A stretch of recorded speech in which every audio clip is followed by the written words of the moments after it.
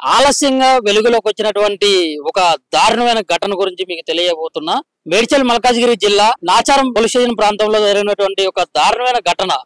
చట్నీ పడిందని చెప్పేసి ఒక నలుగురు వ్యక్తులు, దాంట్లో ఒక మైనర్ బాలుడు కూడా ఉన్నారు. మహమ్మద్ జునేద్ అనే 18 సంవత్సరాల యువకుడు.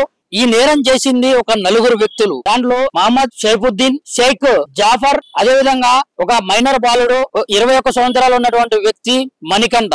ఈ నలుగురు కలిసి కారులో, షిఫ్ట్ డిజైర్ అనే ఒక కారులో వాళ్ళు ఏకాంతంగా తిరగడం అయితే జరుగుతా ఉంది.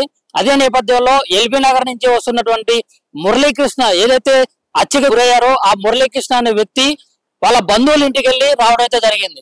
వస్తున్న నేపథ్యంలో వారు ఇక్కడ షిఫ్ట్ డిజైర్ లో ఎవరైతే తిరుగుతా ఉన్నారో ఈ నలుగురిని కూడా లిఫ్ట్ అడగడం జరిగింది. కారులో ఎక్కించుకొని తిరుగుతున్నటువంటి నేపథ్యంలో వాళ్ళు మిత్రులు కూడా అయ్యారనమాట. అలా వెళ్తూ వెళ్తూ ఉప్పల్ ఎన్జీఆర్ఏ దగ్గర వాళ్ళు అల్పాహారం టిఫిన్ చేయడానికి అని చెప్పేసి రాత్రి సమయంలో ఆగడం అయితే జరిగింది. ఆ నేపథ్యంలో చట్నీ తినేటటువంటి చట్నీ జారి పక్కన ఉన్నటువంటి వ్యక్తి పడటంతో వాళ్ళు ఆగ్రహానికి లోనై నా మిత్రుడి బట్టల మీద నువ్వు ఎట్లా చట్నీ వేస్తావు అని చెప్పేసి ఆ నేపథ్యంలో ఒక గొడవ అనేది రగిలిపోయింది అనమాట.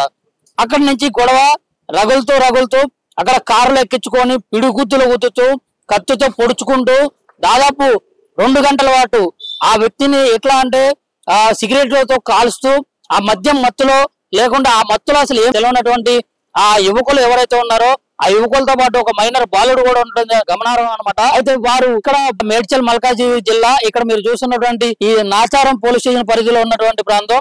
ఇప్పుడు ఆ వ్యాన్ అయితే వస్తుంది కదా, సేమ్ అదే దాని బ్యాక్ సైడ్ ఉన్నటువంటి ఆ 4 దారుల సర్కిల్ ఏదైతుందో ఆ సర్కిల్ దగ్గర నుంచి అక్కడ కారు దిగి తప్పించుకొని ఇక్కడి నుంచి పారిపోయే ప్రయత్నం అయితే చేశారు. వాళ్ళ దగ్గర నుంచి పారిపోయే ప్రయత్నం చేస్తున్న నేపథ్యంలో కూడా అప్పటికీ కూడా వదలకుండా వారిని వెంబడించి కూడా కత్తితో దారుణంగా పొడిచి అయితే ఇక్కడ హత్య చేయడం అయితే జరిగింది.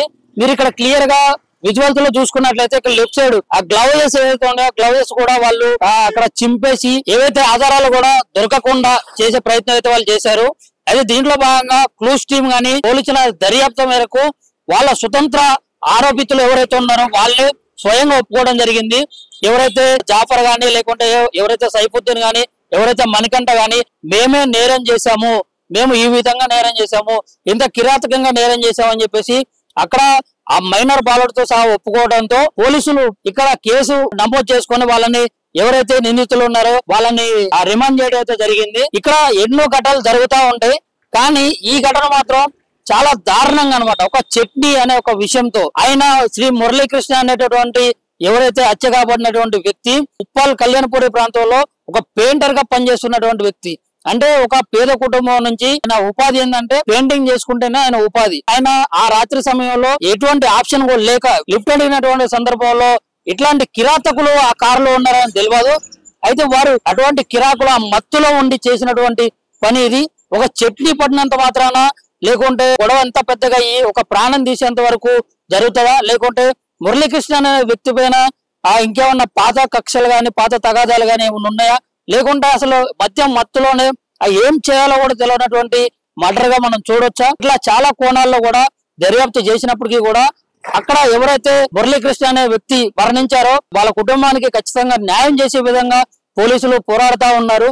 మరి ఈ కేసు విషయంలో ఖచ్చితంగా మురళీకృష్ణ వాళ్ళ కుటుంబానికి ఖచ్చితంగా న్యాయం చేయాలని చెప్పేసి మనం కోరుకుంటున్నాం. అయితే ఇక్కడ ఓవరాల్ గా చూసుకున్నట్లయితే రోజుకి కూడా ఇట్లాంటి క్రైమ్స్ అనేది చాలా పెరిగిపోతా ఉన్నాయి. అంటే క్రైమ్ సంబంధించి డిపార్ట్మెంట్ ఎంత స్ట్రిక్ట్ గా ఉన్నా కూడా ఇట్లాంటి సంఘటనలు అనేది జరుగుతూ ఉన్నాయి.